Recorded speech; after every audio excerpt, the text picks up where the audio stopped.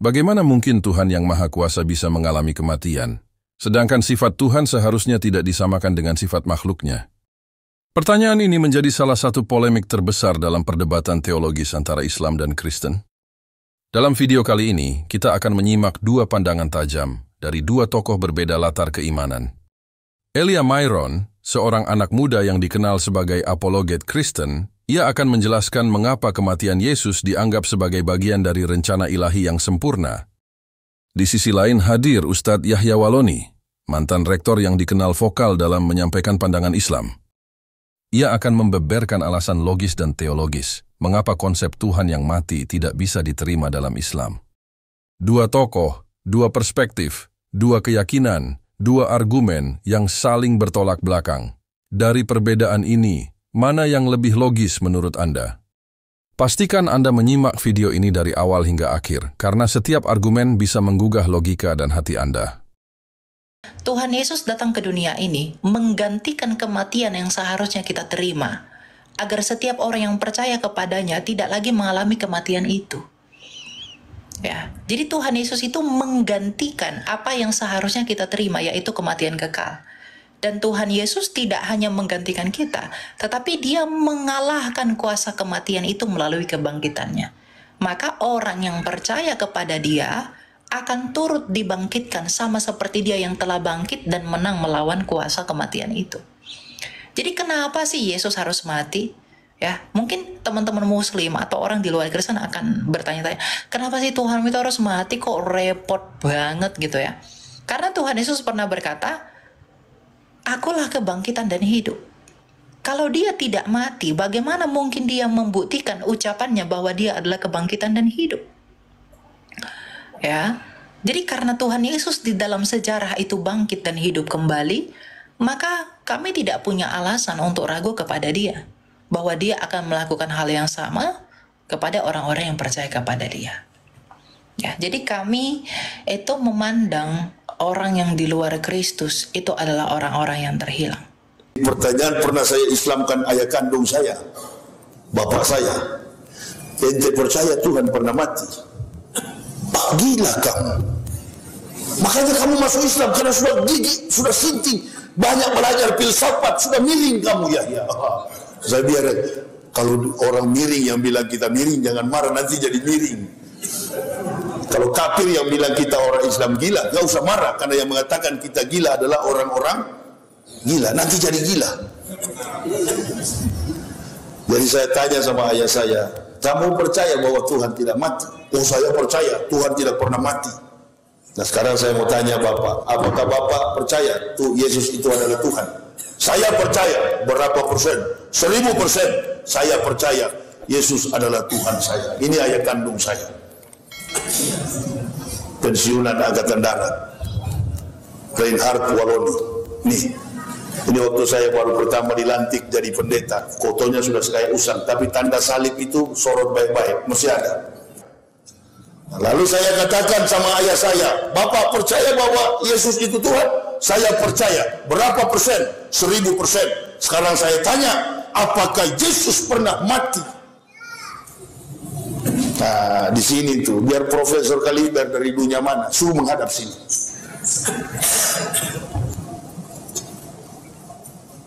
Apakah Yesus pernah mati?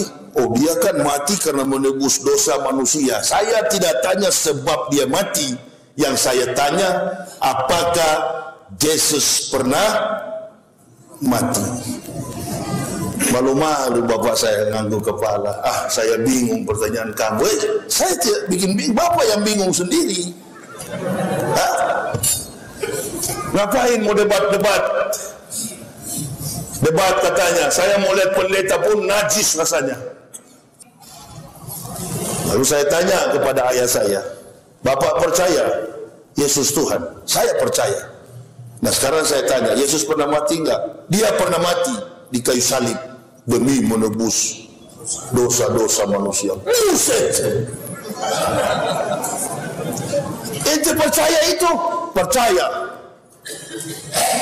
Kamu kan pensiunan tentara, kumpul gajimu, pergi ke kemuncak Golgota, Golgota itu dalam bahasa Ibrani artinya bukit tengkorak. Cari tahu di mana Al-Masih disalib. Tapi kalau mengatakan Al-Masih di sana, orang Yahudi tidak kenal. Namanya di sana adalah Yeshua Hamasya. Apakah betul Yeshua Hamasya tersalib di kayu salib? Pergi ke Golgota sana, cari. Bahkan katanya waktu Yesus tersalib, tanah terbelah dua, orang mati bangkit. Nah, saya waktu kuliah di sana saya tanya sama Profesor Willy Loloang, Prof, orang-orang mati yang bangkit dari kubur pada waktu Yesus disalib, itu kemana? Mudik pulang kampung atau bobok lagi di kubur? Ini omong kosong Kristen ini memang betul-betul. Kok masih ada juga yang percaya?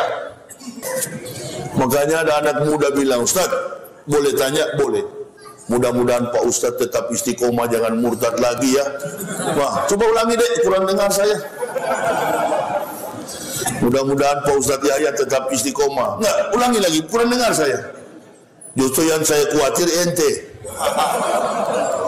Ini orang sudah tinggalkan gaji, sudah tinggalkan jabatan, sudah tinggalkan keluarga, dan saya tidak sendiri. Bu, tuh istri saya sana di belakang tuh. Namanya dulu Luciana, berubah menjadi Mutmainah. Dia tidak mau masuk Islam. Bilangnya sama saya, kalau masuk Islam nanti makan apa Pak? Dasar tuh ibu-ibu otaknya uang. Dia sudah tahu kalau dipendetakan, Masya Allah gajinya dari Jerman, gaji saya. Sinode gaji saya, beberapa kompetensi, spesialisasi mata kuliah yang saya ajarkan, dibayar hitung per jam. Dikit-dikit berangkat ke Eropa, mana pernah, nggak pernah saya pakai sandal, biar dalam rumah, sepatu. Dasar kafir kau. Break, saya minum dulu ya.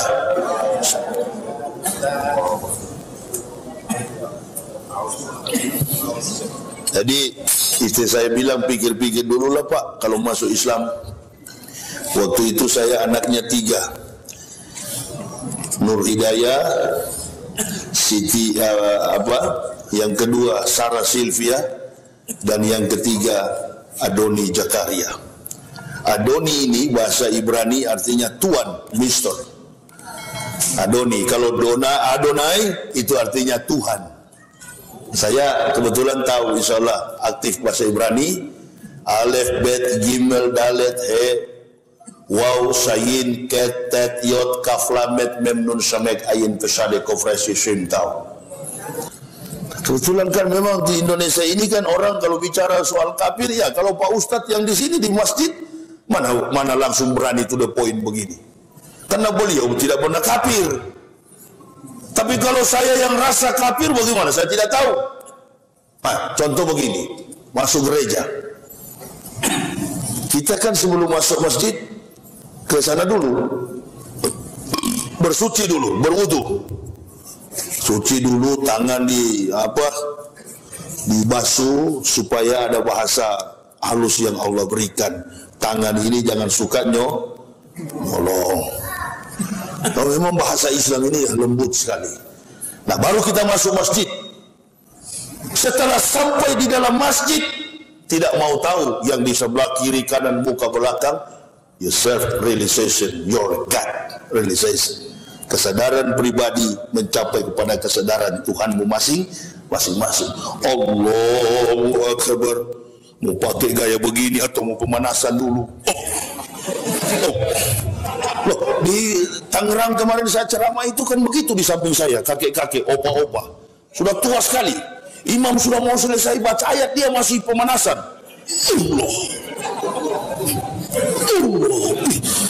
Sampai dia miring begini. Allahu Akbar. Ini kalau sholat tarawih 23 rakaat bisa encok model begini. Karena saya Islamnya Islam standar, jadi saya agak kaget. Allahu Akbar.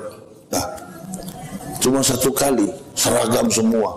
yang pakai jenggot ada di dalam masjid, yang setengah 1 senti seperti saya ada, yang bahkan yang tidak pakai jenggot juga kumpul semua. NU, Muhammadiyah, Wahabi, semua sama, wahdah, kumpul satu jamaah, ahlu sunnah wal jamaah. Tapi kalau di kafir sana tidak boleh. Protestan gerejanya sendiri, kebaktiannya sendiri, lagunya sendiri, ajarannya beda, kitabnya beda. Makanya kalau pendeta ketemu pastor di jalan begini, kalau kita ustad kan salam. Assalamualaikum Ustaz, ya mau kemana? Nah, ini kata Ustaz Muhammad. Menghormati boleh. Di sini masjid, di situ gereja. Hari Minggu kebaktian, gerejanya parkiran tidak ada, masjid kosong. Datang ke Pak Imam, selamat pagi Pak Imam. Pak Imam menjawab, ya memang pagi. Siapa bilang sore?